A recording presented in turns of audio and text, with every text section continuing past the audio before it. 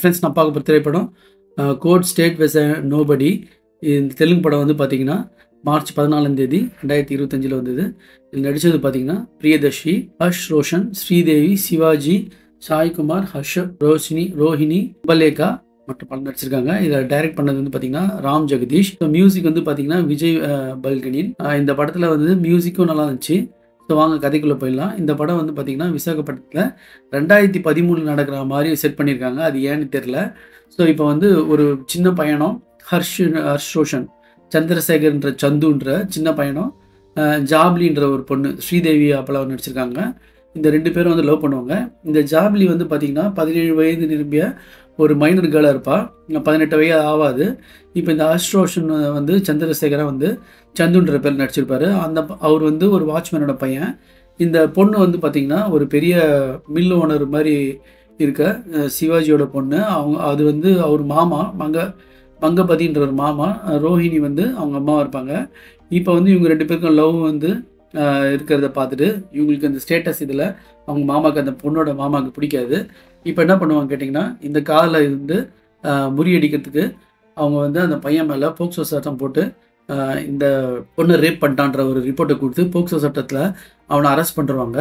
இப்போ அந்த கேஸில் வாதாடுறதுக்கு யார் வராங்க அப்படின்றது தான். அரசு தரப்பில் ஒருத்தர் இருப்பார்.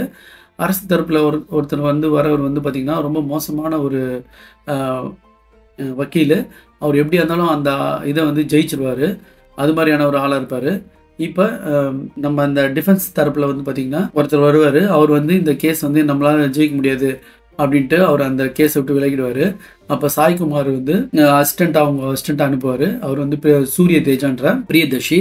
இப்போ இந்த கேஸ் ஜெயிச்சுதா இல்லையான்றது தான் படத்தோட கிளைமேக்ஸ் வந்து ப்ரெடிக்டபுளாக இருந்தாலும் அந்த கடைசி வர 50 நிமிஷம் கோர்ட் சீன்ஸ் வந்து ரொம்ப சூப்பராக இருந்தது.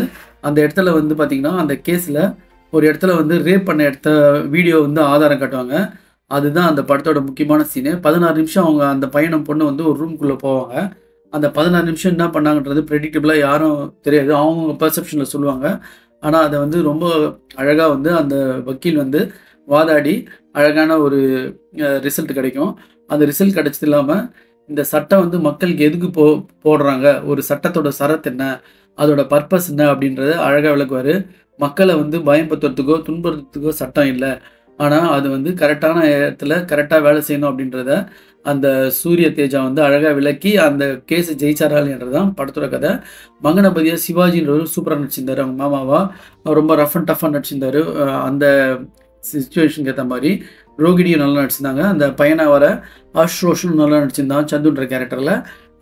இந்த பொண்ணுக்கெலாம் ஜாப்லிக்கெலாம் ஒன்றும் வேலை இல்லை. அவங்க லவ் ப்ரப்போஸ் பண்ணுற சீனு, லவ் கிரியேட் ஆகிற சீன், சினிமாலெலாம் போய் பிரபாஸ் படம் பார்க்குற சீன், அதெல்லாம் வந்து அவ்வளோ எடுப்படாத மாதிரி இருந்தது. அந்த ஸ்க்ரீன்லாம் வந்து பார்த்திங்கன்னா இப்போ லேட்டஸ்ட்டாக இருக்கிற மாதிரி இருந்துச்சு. அதெல்லாம் தான் கொஞ்சம் குறையாக இருந்தது. பட் கடைசியாக அந்த 50 மினிட்ஸ் அந்த கோர்ட் சீனுக்காகவே இந்த படத்தை வந்து பார்க்கலாம். சாய்குமார்லாம் வந்து ஒரு கேமியோ ரோல் மாதிரி பண்ணியிருக்காரு.